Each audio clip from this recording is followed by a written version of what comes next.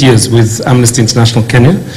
What you may not know about me is that past the press conferences and the statements that you sometimes have seen, is that I'm actually a team player. I work very well with people, and I try and get positions that are consensual as we, I guess, go through very difficult tasks. So I see my role in the panel in the same view. I think 3 remarks and just a reflection from a piece that I wrote 2 weeks ago. There is really no domestic precedence in terms of success for what we're about to do.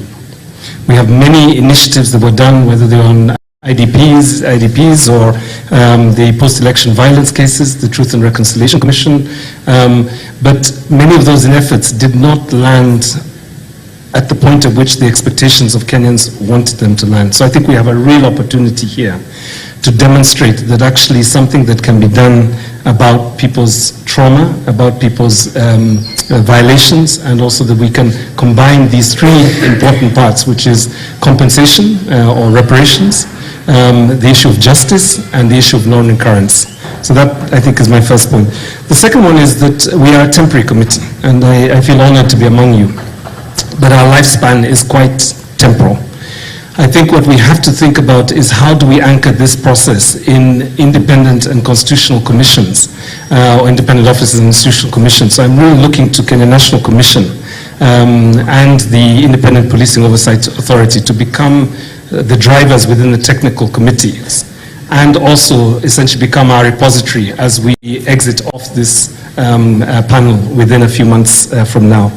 And then the last one, I think, is just to comment a little bit about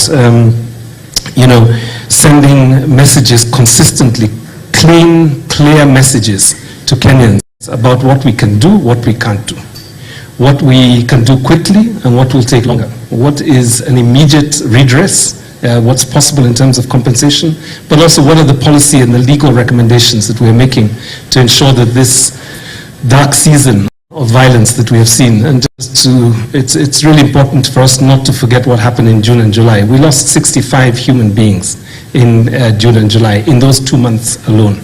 That is 3 people a day for 2 months. I think we are coming at a time when the nation needs us most. So I thank you very much for the bravery, or is it the craziness that you brought to accept the call from the chairperson. I hope I can become crazy with you too. Thanks, Irungu. The chair, vice chair, colleague panelists, and technical team, good afternoon.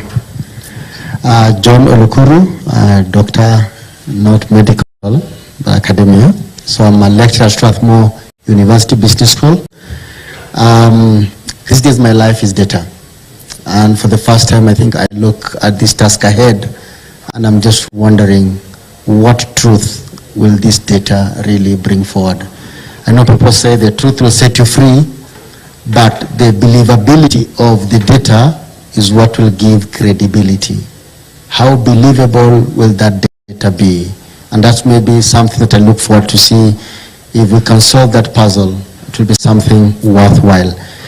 Data, wherever they are today, it is a bit useless. So until it is analyzed information, lesson learned from that information, and wisdom generated so that we can be able to wipe that tear from the victims, then the impact is what will be everlasting in this country. I think